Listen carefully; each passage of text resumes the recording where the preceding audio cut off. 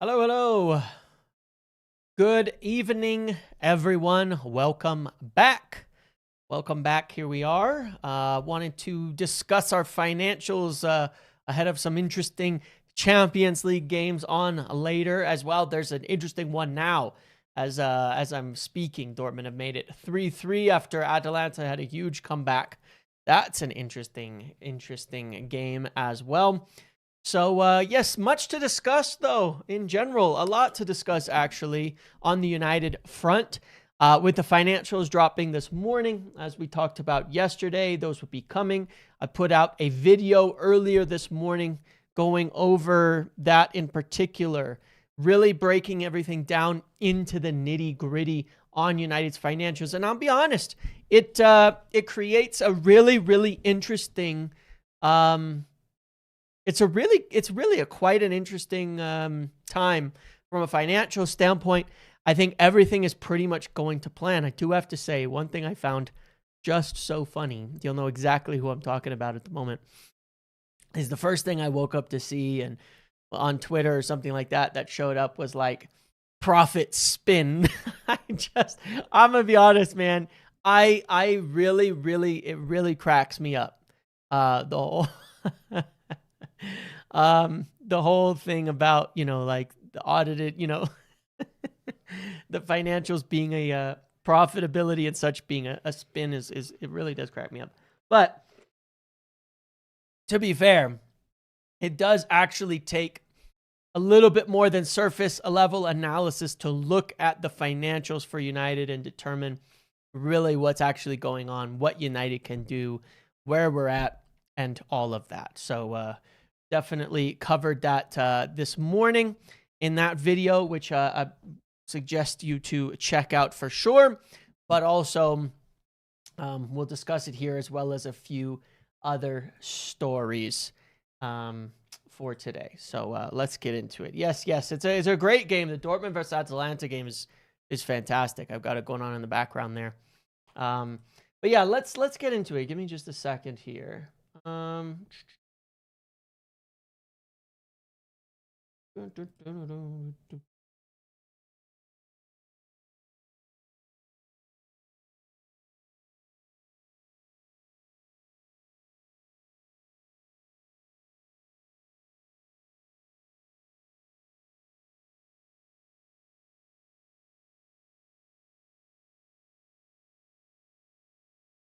All right.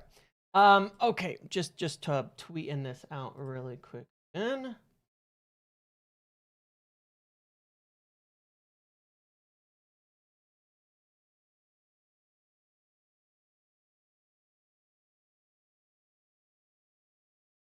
all right.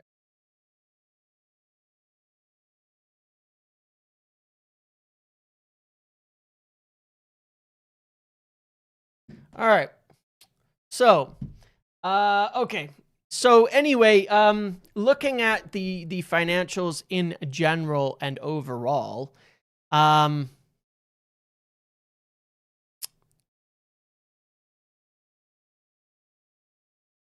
so if you watched the video from earlier in terms of the summary, United have finally turned around the financial position into one of profit. They're in a state right now, a position right now where finally the club is actually profitable once again. And you have to realize how significant a turnaround this actually is.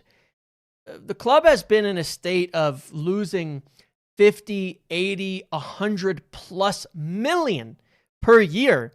And that was while we were in Europa regularly, Champions League regularly. Remember, this is the first season we've missed out on European football. And by European football, I mean Europa or Champions League. It was one or the other. This is the first season we've missed out on it in 12 years, right? 12 years, I think it is. So United were losing buckets and buckets and buckets of money even while being in Europe. This is an extremely significant turnaround overall. And it does show, of course, what we talked about in the past. While obviously it was painful and obviously it was this and obviously it was that, whenever there was all these stories about how, the redundancies are unnecessary, this is unnecessary, it's cruel, it's all of this, I said, look, I get that, but it isn't. The things that they are doing that are getting a lot of criticism, nobody's going to go back 2 years ago on all the articles they were writing last year in the previous 18 months and say, sorry, we were wrong about all of this. We were wrong, because there was a lot of posts saying the redundancies wouldn't make a difference, that the financial steps being taken wouldn't make a difference. I remember covering it on this channel over and over and over again, and having these constantly fight these narratives of these things. None of this stuff would help. None of this stuff would make any sort of financial difference. None of this stuff would make an impact. I remember a lot of articles and things talking about how the redundancies wouldn't change anything. Well, they have. They've changed things drastically. The expenses, the cost cutting, the things that have occurred have changed United's financial outlook drastically and massively. And they always were going to. It just made logical sense. If we go back to video I did on PSR versus PR at the end of January last year, and I put it together, I showed the math that by the end of the redundancies, we'd probably be in a situation where, Atalanta almost score again, where with keeping things about the same, we'd end up in a position of about 40 to 80 million a year profitability with European football. That is exactly where we are today. 36 million profit over the 6-month period. We will be profitable in the third and fourth quarter as well. Very likely we didn't spend in January, so the changes are not going to be altogether that much financially. If we finish high up the table, the prize money, the reward money, the things like that, the money from our share of the price, the TV revenue and all of that is going to be better. So we're in a good place from a profitability standpoint. And this is what always needed to happen, right? This is where we needed to end up. And I went over the math in the video earlier, but effectively, it puts us in a position where we're going, where we're going, look, with the wages we're going to save, with the expenses that we're going to save, those would keep us being able to spend probably only about 100 million, 120 million in transfers. What we clear off, Jadon Sancho, Casemiro, the wages that are coming from that, Malacia, we could spend what we would replace there. And it's about 120 to 130 million as a maximum of spending based on the present. But because we are now in a state of profitability, and because that is without European football, without European revenue, we can go well above that based on revenue, based on balance, based on remaining financially in the black rather than the red. We can do all of that moving forward. With European football, frankly, the club could probably spend, based on what I saw earlier, could. Now, I'm going to clarify this statement in a second. Based on the statement earlier, United probably could go and spend 300 million to 350 million in the market without going into the red, should we get Champions League football, without running afoul of squad cost controls, without running afoul of any of the other limitations or anything like that. Could. But there is one big problem. One big problem. And it is a big problem. Not an unsolvable problem, but a big problem nonetheless. And this is where, once again, I have to say that people really, really, really missed the mark. I have to say on the specifically on Sir Jim's comments when he talks about politics and things, bin it, okay? However, when he talks about business aspects, he knows what he's talking about, having seen it. Sir Jim went on that one interview a bit ago and said that United would have run out of money. Now, I know exactly what he meant. They would have run out of cash. Now, you have to qualify the statement in terms of what he meant by saying that, because up till like a week ago, 2 weeks ago, people were still writing articles and saying pieces about it, saying it was inaccurate. It wasn't. Manchester United, in order to continue operating in the same way that they've been operating, if they had continued operating in the same way they'd been operating, would have run out of cash, run out of money, but not just cash, run out of debt availability as well. Because our cash situation right now, United's, is actually bad. It is a problem. Even though the books have been now balanced, it's a problem. Think of it this way, right? When you are, let's say right now, you had your budget at home and you had $20,000 in debt and you have your monthly budget and you finally balanced your budget and you're no longer going further into debt, but you have to go make a purchase, a one-time purchase of $50,000. Okay. You're going to run out of, you don't have the cash for that. Even if you're profitable and you have an extra $5,000 every month. You have $5,000 every month. You have it. You can't go make a $50,000 purchase. The only way you can do that is by getting more debt. That doesn't mean you're in trouble. It's a $50,000 purchase. It's one time. You're going to pay it off with the $5,000 extra you have every month. But that $5,000 extra is not $50,000 you have today. This is the problem that United are in. Transfers are counted on the books over a 5-year period. But in a lot of instances, you have to pay for a chunk of it up front. So you look profitable, but you're spending your cash early. United have $40 million in cash at the end of the year. And they had $295 million on the revolving credit facility. Because we had to continue buying players. We had to continue doing transfers. We had to continue doing all that. And a lot of money was spent up front. Now, once we are profitable, we will be paying that down. Any profit is money we can take and pay down. Pay down on the credit line. Pay down on the credit line. But effectively, the problem we have from a cash perspective is that all those years of losses, 400 and 500 million, 600 million total losses, where is that money? Because the Glazers didn't put 600 million into the club to account for it. We lost over that period of 2020 to 2025.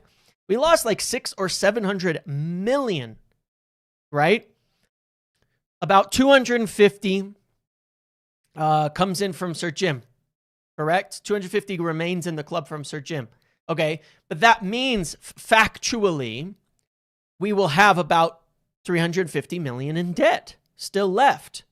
And the only way out of that is to be 500 million profitable, 350 million profitable over the next 5 years. So we can take the extra and start paying it back. But in the short term, we still have to spend cash potentially up front. So it's hard to explain it because it's all about how cash moves and cash flows versus profit and loss. And it's probably not particularly interesting to everybody. Some people, you're going to love this. I love it. I love discussing this stuff. Some people don't. But the problem that I have is a lot of people who don't understand it write about it. And even if they're near it in terms of the mark, on terms of that there's still a problem, they're usually getting the problem wrong. Our problem right now is cash. So Jim was absolutely correct in saying the club was going to run out of money. It would have run out of money. Fact. It would have run out of money. We already had to increase the line of credit. We saw last week that there was another filing on the line of credit. Well, why? Because as of now, we have very little cash and we have a full credit line. So if we want to go into this summer... Transfer, GLZRS and stadium right. debt, how will we pay off? Yep, we'll talk about that. That's exactly what I want to talk about. If we want to go into summer, we need, and let's say we go to buy Elliot Anderson. Okay, let's just say, for example, we want to buy Elliot Anderson, and he's 100 million. Well, financially, we can afford it. When you look at the books, we can afford it. We have the space in our amortization, all of that. Our amortization is going to drop. Our wages are going to drop. Our expenses are going to drop. We'll have higher revenues. We can afford it. We have space in there to keep the books balanced and add significant spending. Evening, boss. Based on your info, if we get UCL and spend 400 mil, who do you think we get? We'll get right to that, Tubbs. We'll get right to that here in a second, okay? That's what we're going through. There's space. But if we go to Forest and ask for Elliot Anderson, and they ask for 100 million, it's going to go on our books as 20 million a year. But how much is it actually going to cost us year one? How much are they going to want up front? They might say 50 million now, 12 million, 12.5 million for the next 4 years. In that case, we'll be short 30 million year one, and that's debt. We'll be 30 million more in debt on the purchase of Elliot Anderson versus what the books say. We'll be fine, but we'll be 30 million further in debt. Then the next year we'll be able to pay off like 7.5 million, 7.5 million. And by the end of 5 years, it'll even out. But in the beginning, we'll accumulate more debt. But that's the same for every single purchase. Every purchase that we make, how we pay for it in installments, if it's not evenly spread over 5 years, we're going into debt further to pay for it.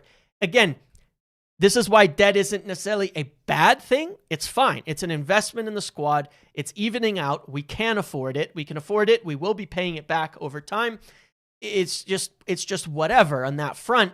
But there, you will likely see an increase in that debt amount. We have to. There's no cash otherwise. Otherwise, we're going into summer trying to go and spend big. Let's say we want to go spend 400 million, and we've sold Casemiro, and we've sold Sancho and Casemiro are gone, and we've sold Rashford, and we've sold Højlund, and we've sold Bayindir, and we've let Malacia go, and even we've sold Xerxes, and we've sold Ugarte, and we've raised as much squad space as possible. That's fine. We could go and spend that, but how? How do we spend that money? How much are we getting for Rashford? Because we're probably not going to get, maybe they'll give us 30 million up front. I doubt it. I would bet it'll be 6 million a year for 5 years. How are Napoli going to pay for Højlund?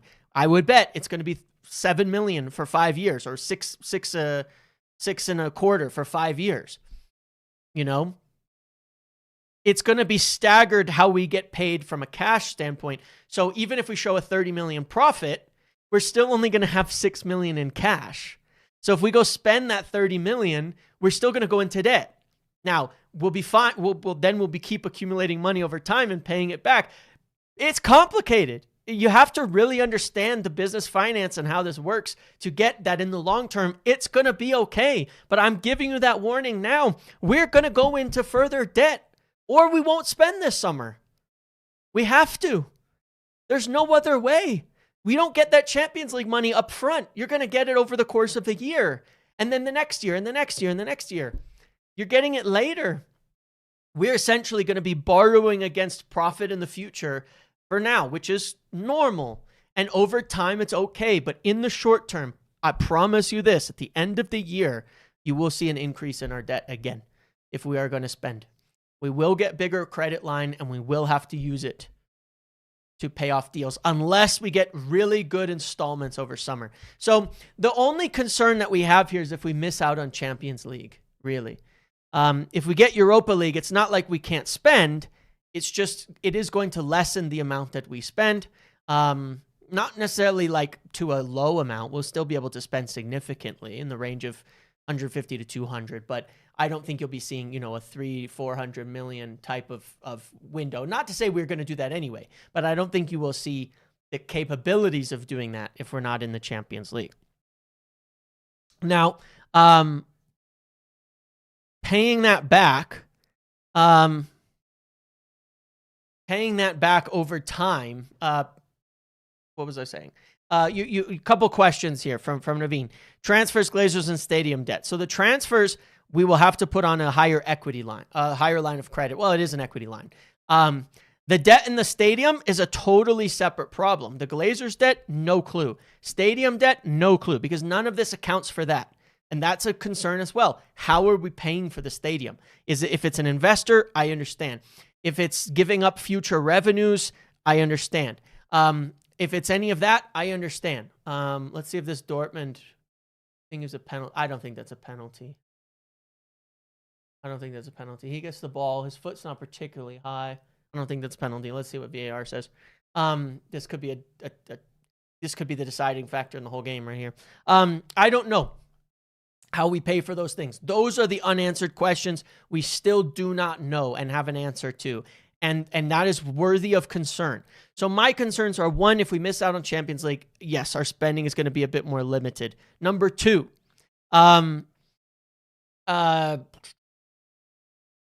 do we fund this? We're going to have to be able to increase our equity line. Maybe we've already done so. We might find out tomorrow, because there's going to be something that includes subsequent event filings, which is going to look at like the payoff to Amarim, which is going to look at what we've done on our equity line, if we've raised the limit so we can spend more, stuff like that. We'll find that out potentially tomorrow. So that's the second thing, how we pay for this, how we actually get the cash available. And then the third thing is the stadium as well. The stadium is a big deal. The stadium, we need to figure out. Oh no, the player's head gets to it first. That's a pen. It's going to be a pen. Player's head first.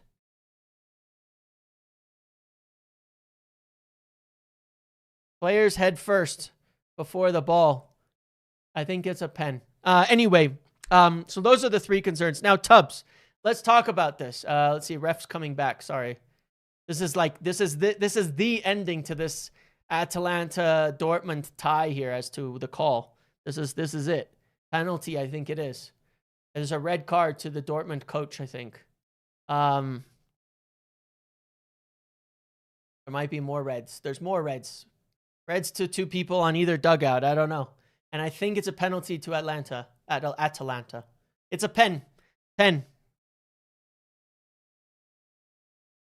This is it. Dortmund are about to get knocked out to a penalty in the 97th minute. Holy, yes, it hits the player's head first, and then the foot goes into the ball and the head. So it is a pen. But sorry, so how are we going to spend it? Well, that's why I've been saying, look, two big midfielders. We're willing, we're able, and we're looking at the idea of spending two big midfielders this summer. That's where we will start. At least two, maybe three, but we will. So when people say we won't have the money for Anderson, we will. The transfer fee is not an issue. Does this mean we're going to break our wage structure? No. I don't think we're going to be offering $400,000 or $500,000 a week. If City are deciding to offer that, we're just not going to put ourselves in that position. However, I do think, we will be offering a very good competitive wage package that probably includes very strong performance and team-based incentives. And I believe that those are probably also in Cunha and in Mbumo's ones, because the way that the club have been structuring these, yes, he scored it. Atalanta win. Wow, what a fucking penalty too. It's over. It's over. Atalanta go through. Anyway, so a couple of big midfielders. The fees won't be a problem. The wages, I could see us offering in the range of 200 to 250 plus team-based performance incentives. They're fine paying 300 or 400 to our top players when we're winning Champions League, when we're winning Premier Leagues. So it'll probably be predicated on certain team benchmarks to go up, to go higher, and we will see that in there. So yeah, it's not going to be as high as probably what City can offer. That's going to be true for so many signings that we are going for, that clubs like Madrid may offer more money. Clubs like City may offer more money. For now, we'll have to deal with that and look to get people who are in for the project and here to want to be a part of it, just like Cunha, just like Mbumo, just like Šeško. So that's that. You know what I mean? That's the start of it. Those two big players in there. The third thing, obviously, we're still looking at a left winger. I'm not sure that Diomande at 80 million plus is going to be the play. Not because we can't spend more money, but because I'm just not sure they're going to want to put in that kind of investment. I'm not sure they're going to want to put that kind of investment into another forward when we've already got big forwards, that they're going to want to be starting every game. So we will see on that front as well. But again, I really wouldn't rule out a big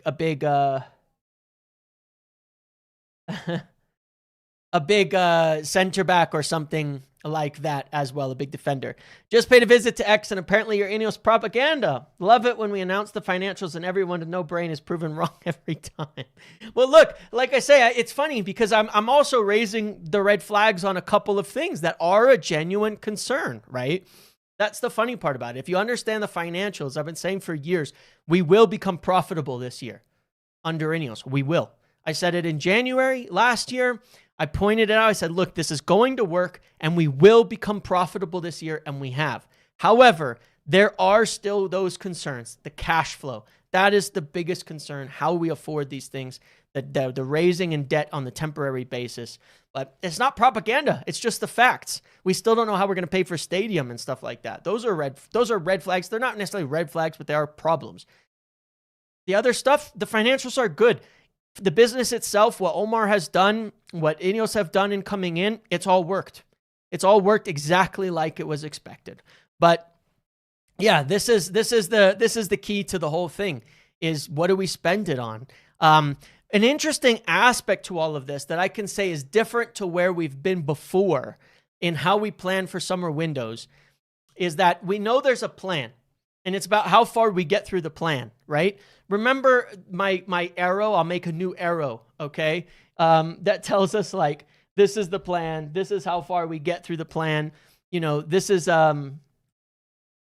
where we go next. And it's just about the distance, the direction, where we're getting, you know, overall through the plan, right? Plan start, midfielder, winger, midfielder, center back, fullback, okay? So you've got this long thing, this long linear plan to finish the squad, right? Because that's what we're talking about. And in their eyes, I believe finishing the squad is 3 midfielders, a center back, a winger, and at 1 or 2 fullbacks. So it could be 7 more players in total. Are we going to get 7 done this summer? No, I don't think so. But how far do we get through that plan is going to be dependent on how successful we are at getting our signings in, what kind of prices we have to pay, what kind of cash we have to pay, because we don't have a limit. Again, we don't have unlimited bank account to put in terms of cash and in terms of spending. So what deals we get on the first priorities, those 2 midfielders as well as a winger, is going to determine, do we have the funds to go for a center back? Do we have the funds to go for a fullback? Do we have the funds to move further through that process? It's only going to be limited by funds and availability of players that we deem as good enough for that position. And remember, we're looking at players in 2 different categories. Number 1, players who are ready in that 25 to 28 bracket that are top of their game, top of their game, that might be rather expensive. And if they're a couple years younger, like we've got some prospects like Anderson and such who are maybe ready, but a couple years younger, that's fine. But anything under 28 and in the ready bracket, expensive, ready to go. The other bracket we'll be buying in is more like the under 23s, but more affordable signings that are really good prospects. That's where I'm going. I don't know that we'll spend 80 million on a prospect. Now, in Šeško, to a degree, we kind of did. But to be fair, he was deemed to be good enough to be our starting striker.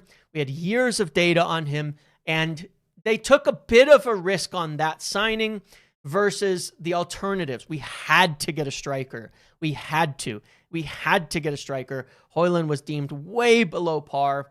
And the only real alternative that we had in the market, because remember, we tried for Delap at 30 million as a prospect for a more affordable price. We tried for Gyökeres at 65 million as the more established player. We tried for Ekitike, who maybe falls in a similar bracket, but we actually only went for the more expensive prospect after we missed out on the 2 players that were in the other bracket. Now, you could say that's a blessing in disguise. I think it was. I think it's turned out extremely well. But we did really like Šeško. We had a lot of data on him. And it was a bit of a gamble, but our first inclination was the cheaper prospect and the more established, more expensive player. So we'll still probably work within that bracket first in terms of signings and where we are heading this summer. And obviously I've done the whole big list of the major signings we want to make tomorrow, I'm going to put together that extra list of all the different potential players we could look at other clubs and which ones may have something in them and which ones may not. But that'll be a lot of fun. And that'll be maybe a breakdown of how we are spending 400 million or so. Not that we will, but we could. Somebody asked earlier, apologies that it took a bit to get to it, if it includes, things like sales. Well, here's something. It's going to show the wrong thing, and then I'll pull up the right thing. Right.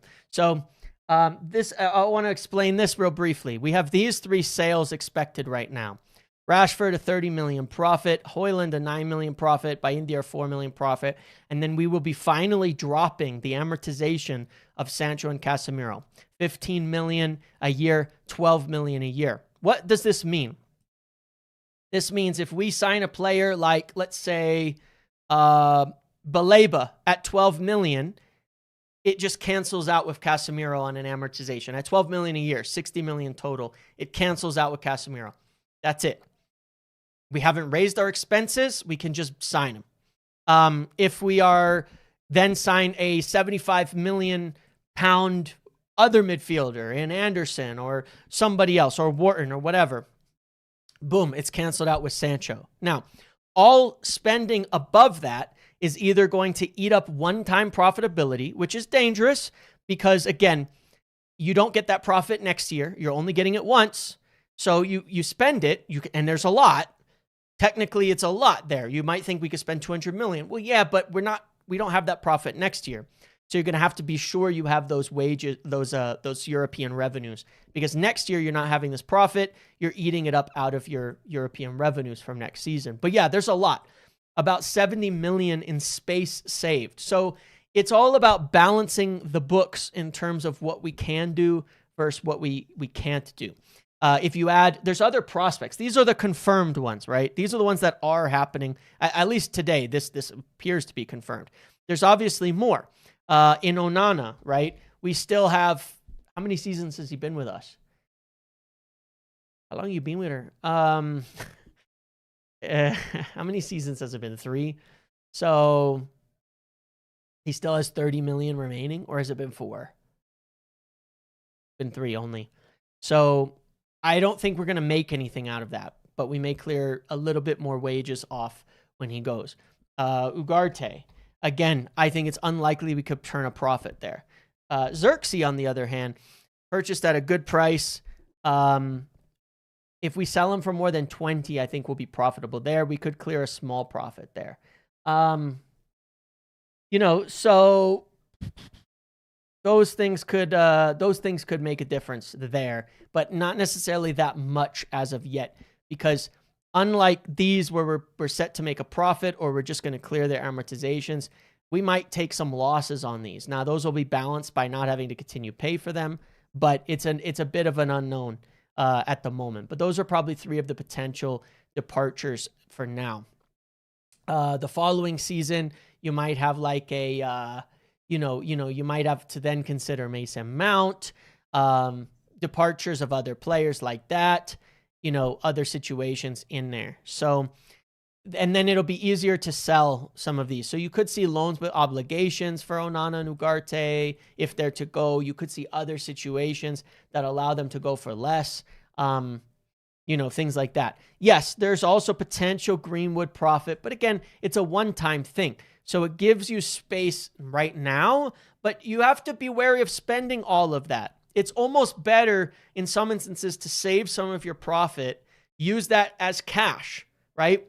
Save some of that profit. Don't act like you can go and spend 500, 600 million and technically be okay, because then you're going to be so over leveraged on cash by doing that it's going to be really hard to do it again next summer when you have to go spend. So it might be better to take some of the payments, some of the influx of cash that you get, and chuck it into paying down that credit line and just help our cash situation. Like in an ideal world, if we get 70 million in profit this year, we don't go spend all of our profit. We take 35, 40 million, throw it straight into the credit line, or all 70 and throw it straight into the credit line to pay it down to give us flexibility in what we are buying and spending this summer, so we can reduce the amount of debt that we leverage and reduce the amount of cash poorness that we have and things like that. So yeah, look, it's an interesting situation, but yes, some clubs have over leveraged. Liverpool spent so much. If they drop out of Champions League, they could be in trouble. We just need to be careful with that, because the key is recurring revenue, as long that we get into Champions League, but we stay. Once we are there consistently, commercial deals, sponsorship revenues, things like that will surely become more opportune, and we can go up and be a little more consistent in our spending and wait for the right opportunities. But it might not be the right time to spend 400 or 500 million this summer. I'm not saying we even will or can, but it might not be the right time anyway, because it's still very risky. We don't have a coach established yet. We haven't shown that we can put 2 good seasons in a row together of getting into Champions League. Once we do that and we have more consistent revenues and we have some sponsorship income coming back, we replace Tezos, we get a training ground sponsor, we do all the, do some more commercial deals to raise recurring revenues, then we could take a little more risks at over leveraging on the transfer side if we see a good opportunity to do so. But right now, I think we'll still remain a little conservative, but we will have the potential to get a good summer as long as we can get our top players. This doesn't mean we're going to throw 400 million out the window for players we don't want. It's going to have to be top players, but I think we will go for it on that front. And I'm not concerned about our ability to spend big there. One of the reasons as well I would be wary of spending much on someone like Gibbs White or even too much of a prospect winger is this guy right here. We've been talking about this recently, and he's doing unbelievable numbers. Gabriel, he's closing in on, he could end up with a higher goal scoring tally in the under 18s by the end of the season to the numbers like Mason Greenwood and such put up. And he's 15. He's just turned 15 years old in October. This is not a normal level of talent. This is not a normal player. We're talking about serious numbers here and a serious product. And you have to look at as well, let me go find it. From his dad had tweeted something that was interesting too, because I say it's interesting because you got to look at the numbers, and that there's actually a pretty strong correlation on here between at least making it to professional football. Top scorers in the under 18, we had Angel Gomez. Well, he's a professional footballer right now. Mason Greenwood, obviously, twice. We know the levels he got to. Anthony Alonga once. McNeil, Hugo, Norket, and Biancheri haven't made it yet, but it's ultimately possible. But JJ Gabriel will be up in some of the highest numbers that we could see. And so, yeah, we've got to have space for him. We want him to stay, and we want him to be a part of this team in the long term. We got to have space for him. There's no way around it. We got to have room. We got to have an opportunity for him in a long term, in a pathway, because you miss risking departures of player like this, And yeah, he'll continue to grow and better and all of that kind of stuff. But this is a serious talent at his age, doing the numbers we're talking about. This is like, for me, from what I've seen, and I remember when Mason Greenwood came through, it's that level. Mason Greenwood was a little more physically ahead, but different skill sets as well, different styles as well. Green was a bit more powerful, in that respect. And Gabriel's definitely much more technical, tricky, more like Neymar-y in the sense of how he plays than the way that Greenwood played. So we do have to open that pathway. And by that, I just mean we can't block the pathway. Yes, it's not a guarantee. Yes, it's not a certainty. Yes, you don't want to overdo it, but you don't want to block the pathway either. It's very easy to do that and end up in a situation where then suddenly you genuinely cannot bring those players through, and you don't have the space, or you've just put too much money into other areas, So we do have to be wary of that, in my opinion. It is something to think about. It is something to think about and something to consider. And frankly, I mean, Ajayi is doing an unbelievable job there. I don't know if I'm pronouncing that right, to be honest, but Ajayi is doing exceptionally well also at that level. Not to say that, he's sort of come on now. Maybe it's just a bit of extremely hot form, but yeah, between him, Shea Lacey, Ajayi, I feel like we need we need to make sure we don't block it with a bunch of young prospects on the wings out there. You know what I mean? I think that would be good. But that's just my opinion. Another couple of things. Look, there was a little bit, like a little story about, Casemiro not being happy about Jim talking about one of the players he's inherited and all that. But the thing to me about this is, like, I'm going to be real with you guys. Like, again, my opinion is pretty strong on this point. I think those are the types of things I do not mind the owners talking about. The brutal honesty over the genuine situation at this club from a financial standpoint. Those are the things I want to hear from the owner on. Actual real talk about what the problems are at the club and what has sunk it and what has put it in that situation. When Sir Jim was talking about our finances and where they were before, he's talking about, inheriting these signings and these expenses and things like that. He is absolutely right. Bad transfers sunk this club over the previous 5 years, put the club into a complete financial ruin where we spent more and more and the revenues dropped and we got worse and we got worse and we got worse. And I'm sorry, but Casemiro was a part of that too. $350,000 a week. Casemiro's transfer in total will end up costing us about $140 million. You realize that? $140 million. When you actually factor that in, total, he's more than Pogba cost us. It's the most expensive transfer potentially in our history, with all costs included. I'm not talking about like Bruno got a new contract and things like that. I'm not talking about post new contracts and adding that to expense. Casemiro's deal is the most expensive in our history in total cost. It's the truth.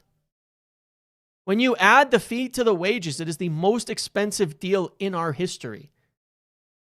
So I look at it and I go, I don't know what to tell you. I understand why the owner is saying, hey, this is one of the problems we have, is inheriting these types of expenses, these types of deals, these types of situations. It is. It was. Very, very, very expensive. And not for a team in a position where it's in the Champions League and winning big titles every year. It's like the club was in financial ruin. Pogba was about 90 million, but the wages were lower. Remember, wages have inflated, have gone up. I don't think we gave 400,000 out back then at all, because we really only started breaking the wage structure kind of a little bit after that. And we ended up, we didn't give Pogba a new contract and he went for free and stuff like that. So I think his contract itself was actually a little more reasonable. But those wage costs will get you every time. They're so expensive. And remember, it was only for 4 years, not even a 5-year deal for that kind of expense. So it hurt, man. It really, really hurt. Sancho is probably the most comparable. We've been paying him. I think in the end, he'll cost us about 130 to 140 million as well. So very, very close to the same amount in there also. So yeah, it's crazy to think about and add that all up. And so, like, I get it, but like, it doesn't feel great to be singled out. But that deal was financially a backbreaker. And that summer at the end, buying him and buying Anthony was like so financially ruinous to us. We're still paying the price for it and just starting to come out of the hole now in our ability to spend. It's just the truth. We can't do that. We can't do that kinds of thing and be in the positions that we were in. We just can't. So I get that. Other thing I thought was really hilarious was the story that Onana wants to come back and win back the first team, first goalkeeper position at United. Somebody needs to tell that guy it's over. And I'm seriously curious, not being mean, who his advisors are on this and what's going on in their heads. Because in summer, remember, like, he came back unfit, out of shape, already a bad idea. And then they asked for a new contract because we missed out on Champions League, in large part because he put in an awful showing in the Europa League final and even in the games before that we had to bail him out. And I look at it and I go, again, not being mean, but this is a serious case of poor advisement, I think, making a situation a lot worse. Somebody clearly is not understanding this situation at United and his standing at United and his position at United and what's gone on at United and the perception of him, at United and at the board level, at the team level, at the coach level, at the fan level, because it's over, man. It's over. And it's very, very strange to me when I look at that, because I said in summer, I was like, it's really quite bizarre to me that, like, the gall of coming back and saying and talking about a new contract and things like that after what happened, and coming back unfit and with the video of him playing on that surface and stuff. It's like, it's just, I'm very, very baffled by it. And I think that, this is where I would expect, come on, guys, you got to give your client a bit better advice on this, because I think Onana can move on with his career somewhere, but someone's got to really, really, really, really, really understand your time at United is done. Lammens is a massive win. He's going to be our keeper for the next 10 years. It's over. It's done. It's a settled decision. It's probably the most settled position we have at the club right now. Seriously. When you factor in age, cost, all the things associated with it, potential and performances, our goalkeeping position, our number one goalkeeping position, is the most settled position at this club right now. I think our goalkeeper's going to outlast the next coach, the next, any other position on the pitch. He's going to outlast any of our executives. I think our goalkeeper, Lammens, is going to be a guy we will see for a long, long time at this club, when everybody else who's there right now, besides maybe a couple of really young players who haven't really come in, are gone. Like, it's done, man. Any other position on the pitch, there might be some doubt. Not with Lammens. He's good. It's settled. It's like, it's not even a question. So a little bit better advice maybe being given to him, would be good for him and his career moving forward. Because I'm confused as to even the concept of considering whether or not you could get back into the team or something like that. It's not happening. You know what I mean? Yeah, it's just, it's over, man. It's over. Just let it go. So yeah, that's those are the interesting kind of stories. Again, guys, tomorrow there will be some more stuff that comes out, I believe. Let me just look up something really quick here. I believe there will be more stuff coming out tomorrow on the financials that should tell us a little bit more about what's going on, and give us a little bit more information, on these filings, what's happening, what else we've done, what else might be there, and a little bit more detail. So we should find out a little bit more tomorrow. And I'll cover that as well. If you haven't, though, do watch the earlier video, because it does break everything down in depth. And I'm a big preacher on this financial literacy and understanding, because then you can get what are the actual problems, what are the actual things to worry about, what are the things not to worry about, what are the things we're doing well, what are the things we're not doing well, and come to real conclusions. Not get riled up by nonsense, not get, but not also ignore things that are potential problems, So like I said at the start of this and talking about it, stadium, that's one big question. We still have no idea how it's being funded. If United are profitable, does that mean that we're saying, cool, we want to be able to set aside $30 million a year for this stadium? Well, I don't know that that's enough money, first of all. But is there something in that? Because then, yes, that's going to limit our ability to handle that debt situation, get it back into balance, and could limit transfer spending. We don't know. There's a question there. There's an unknown there that could be something. The second thing is understanding why we may go into further debt. I'm just, again, warning now, not even just a may, it's almost a guarantee that the debt is going to go up again. I don't think we've reached the top of that debt cycle. I'd be surprised. It very much depends as well, of course, on the type of deals we get this summer, but we're going to prioritize getting deals done. If it requires us to pay $40 million over 2 years to get in Anderson versus we can't get it done at 20 for over five or something, or over 4, then we'll do it very likely. And we will borrow more and want to have that flexibility to get it done, but it's worth it. It's just understanding what actually it means if we end up going into debt and things like that. And again, the biggest factor here is that it's all good as long as they keep getting decisions right. As long as they keep doing transfers at the level that they're doing, then everything is good right now. If they were going through all of this and then blowing our transfer budget on more shit players, then it would be very, very valid to criticize their methods at fixing our financial problems.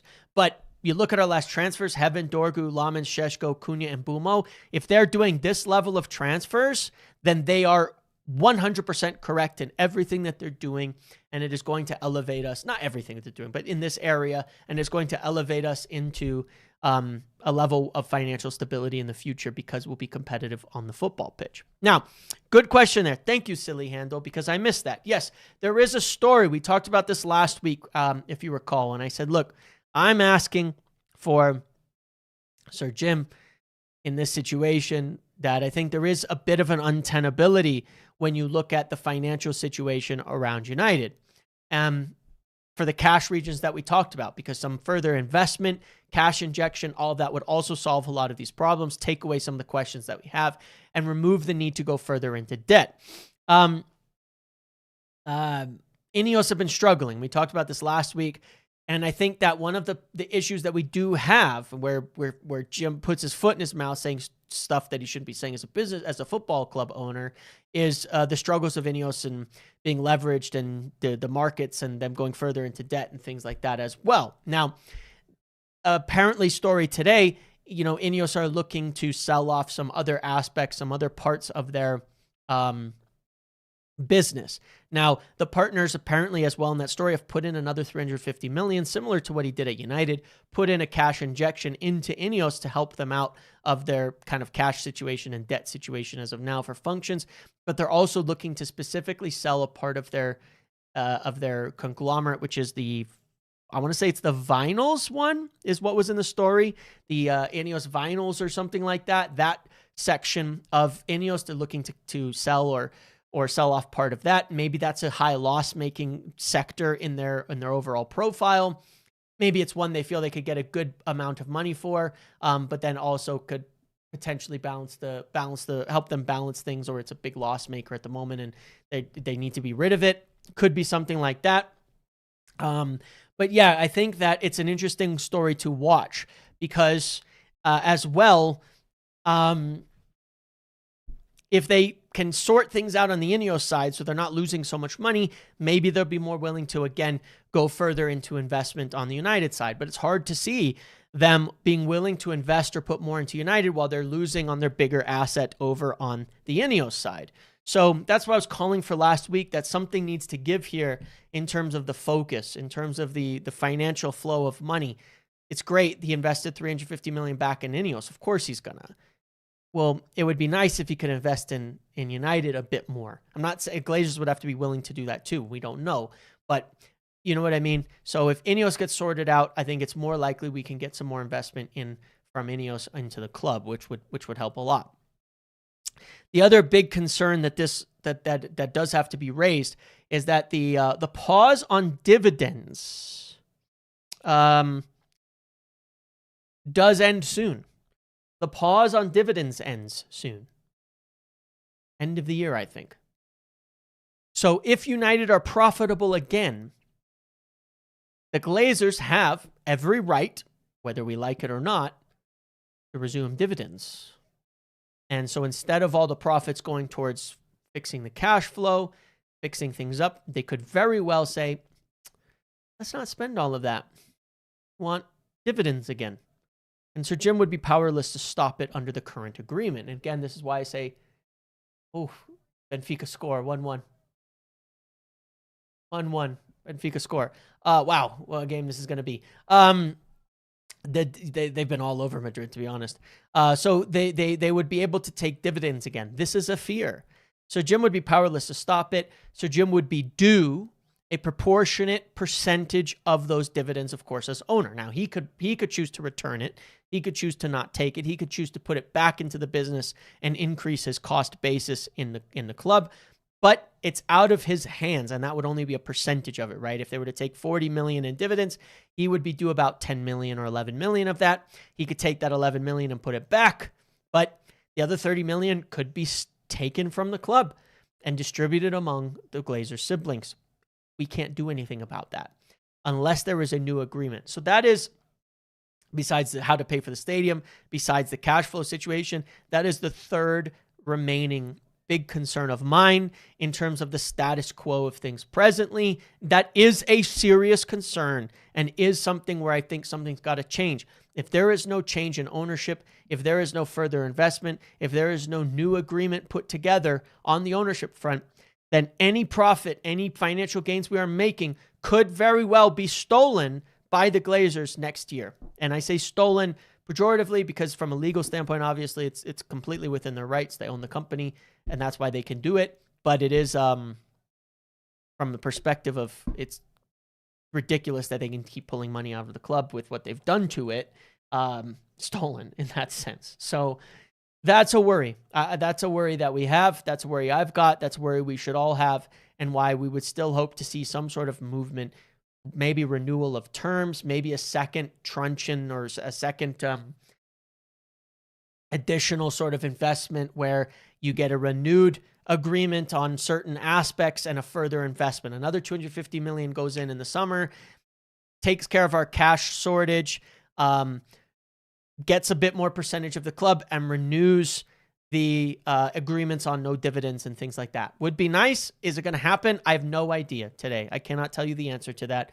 I know that that was the intention, but that's why I worry about the Ineos difficulties that they've had on their side, and they're then potentially not being able to focus and put that kind of investment to renew things on the United side. So good concern to have and to keep an eye on and to watch. Those are the types of things that we should be worried about. Okay. Those are valid concerns. Madrid, they scored 2-1, Tchouaméni. 2-1 on aggregate, 1-1 in the game. Wow. Great goal from Tchouaméni. Anyway, this is going to be a good game. So, all right, well, let's leave it there. Go watch the Madrid game. I'm gonna go focus on that as well. Please do smash a like on the video on your way out. So we're getting it over 100 here. Please do subscribe. Please do watch the video from earlier. Leave me your comments. Leave me your thoughts. All of that. Hype the video as well, the one from earlier. Really appreciate it. It means a lot to me. I hope it's been informative, this whole financial discussion. I hope it's been interesting. I hope it calms in terms of understanding what's good, what's bad, what we should worry about, and gives you more information for the future. Tomorrow, I'll put out that video with the list of all of those players we've talked about from other clubs that we should be looking at, and then we'll be back for some more. All right? Thank you all very much for being here today. Thank you for all the support. Enjoy the game. Enjoy the rest of it, and I will see you later. Good night, everybody. Bye.